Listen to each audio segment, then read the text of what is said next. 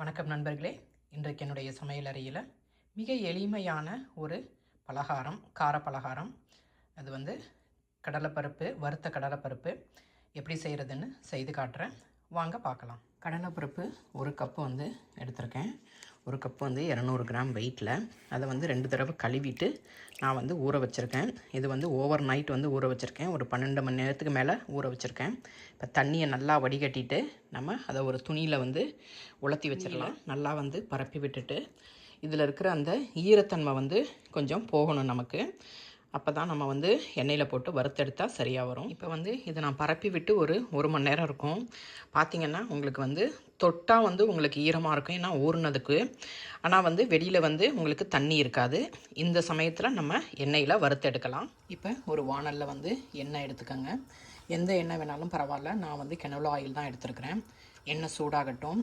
எண்ணெய் சூடாகிறப்பயே வந்து நம்ம மற்ற பாத்திரமெல்லாம் தயார் பண்ணி வச்சுக்கலாம். ஒரு பாத்திரத்தில் வந்து பேப்பர் டவல் வந்து போட்டு எடுத்து வச்சுக்கோங்க. நம்ம வறுத்ததுமே எடுத்து அதில் கொட்டுற மாதிரி. அதே மாதிரி வறுக்கிறதுக்கு தேவையான அந்த பாத்திரங்களையும் எடுத்து வச்சுக்கோங்க. இந்த குழிக்கரண்டி வந்து நம்ம பயன்படுத்தலாம். இதில் வந்து நம்ம பருப்பை போட்டுட்டு அப்படியே எண்ணெயில் வச்சு எடுக்கலாம். தடவை இல்லை வந்து புதுசாக வந்து சமைக்கிறவங்க வந்து அந்த மாதிரி செஞ்சிங்கன்னா உங்களுக்கு ஈஸியாக இருக்கும். ஏன்னா பருப்பு ரெடியானதுமே நம்ம சீக்கிரமாக எடுக்கணும். இல்லைனா வந்து இந்த மாதிரி ஒரு அரிக்கரண்டியை எடுத்து வச்சுக்கோங்க. ஒரு பக்கத்துலேயே ஒரு பிளேட்டில் நம்ம பரப்பி வச்ச பருப்பு எல்லாத்தையும் எடுத்து ஒரு பாத்திரத்தில் மாற்றி வச்சுக்கலாம். இதிலேருந்து நம்ம அந்த அப்படியே எண்ணெயில் வந்து கொட்டுறதுக்கு வசதியாக இருக்க மாதிரி. எண்ணெய் சூடாயிருச்சான்னு பார்க்குறதுக்கு ஒரே ஒரு பருப்பை நான் எண்ணெயில் போடுறேன். டக்குன்னு மேலே வந்துருச்சு. இப்போ எண்ணெய் வந்து தயாராகிருச்சு. இதை வந்து நம்ம எடுத்துருவோம். இப்போ மீதி பருப்பை வந்து நம்ம போட்டு எடுக்கலாம். முதல்ல போடுறப்ப கொஞ்சமாக போடுவோம்.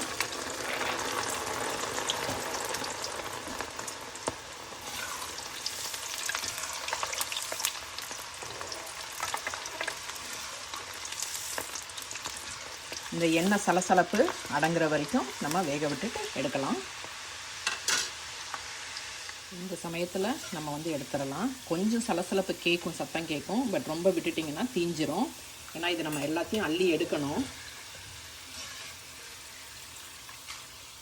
இந்த மாதிரி எடுக்கிறது வேகமாக எடுக்க முடியல அப்படிங்கிற பட்சத்தில் நம்ம இந்த கரண்டியில் வந்து பருப்பை போட்டுட்டு நம்ம அப்படியே எண்ணெய்க்குள்ளே டிப் பண்ணி வச்சுட்டு பொரிஞ்சதும் எடுத்துக்கலாம்.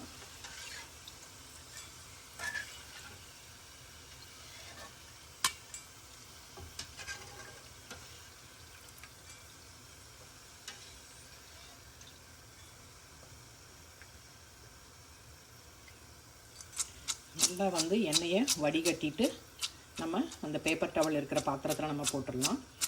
இருக்கிற கொஞ்சம் எக்ஸஸாக இருக்கிற அந்த ஆயிலையும் அந்த பேப்பர் டவல் வந்து உறிஞ்சி எடுத்துரும்.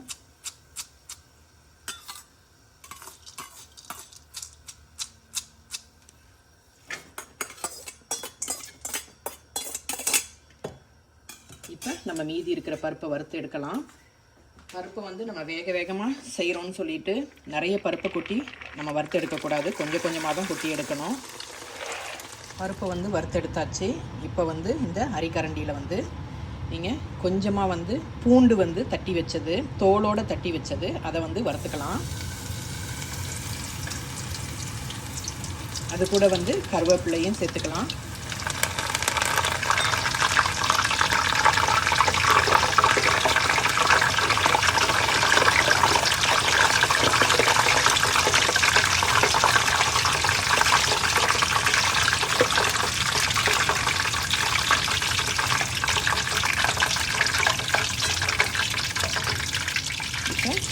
இதை வந்து நம்ம பருப்போடு சேர்த்துடலாம். எண்ணெயை நல்லா வடிகட்டிடுங்க. அடுப்பை நிறுத்திடலாம்.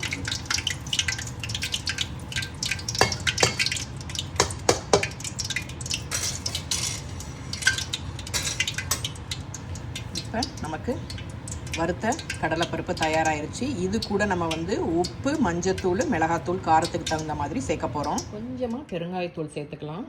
ஒரு 1/8 டீஸ்பூனுன்னு வச்சுக்கோங்களேன். அதே மாதிரி மஞ்சத்தூள். இது எல்லாமே வந்து பருப்பு கொஞ்சம் சூடாக இருக்கிறப்பவே சேர்த்துக்கோங்க. மிளகாத்தூள் காரத்துக்கு தகுந்த மாதிரி, உங்கள் காரத்துக்கு தகுந்த மாதிரி சேர்த்துக்கலாம். இதை எல்லாத்தையும் நல்லா குலுக்கி விட்டு கலந்துக்கலாம். மொறுன்னு உங்களுக்கு கடலைப்பருப்பு, வறுத்த கடலைப்பருப்பு ஸ்நாக்ஸ் வந்து தயாராகிடுச்சு. நான் இதில் வந்து 1.5 டீஸ்பூன் வந்து நான் வந்து மிளகாத்தூள் சேர்த்துருக்கேன். என்னோடய மிளகாத்தூள் வந்து காரமே இல்லை. அதே மாதிரி 3/4 டீஸ்பூன் வந்து உப்பு, 1/4 டீஸ்பூன் மஞ்சத்தூள், ஒரு 1/8 டீஸ்பூன் வந்து பெருங்காயத்தூள் சேர்த்துருக்கேன். கருவேப்பிலை வந்து நம்ம போட்ட பிறகு, வறுத்துட்டு போட்ட பிறகு கையில் நல்லா வந்து நொறுக்கி விட்டுருங்க. ஏன்னா குழந்தைங்களுக்கு கொடுக்குறப்ப பார்த்திங்கன்னா அந்த அப்படியே முழுசாக கருவேப்பிலை இருந்ததுன்னா தூக்கி போட்டுருவாங்க. இதை வந்து கொஞ்சம் க்ரஷ் பண்ணி விட்டுட்டிங்க அப்படின்னிங்கன்னா அவங்க பொறுக்கி எடுக்காமல் சாப்பிட்றதுக்கு சரியாக இருக்கும். எவ்வளோ க்ரன்ச்சியாக இருக்குது பாருங்கள். கடலைப்பருப்பு நல்லா ஊறினா தான் உங்களுக்கு வந்து மொறு மொறுன்னு வரும், இல்லைன்னா வந்து கடுக்கு கடுக்குன்னு இருக்கும்.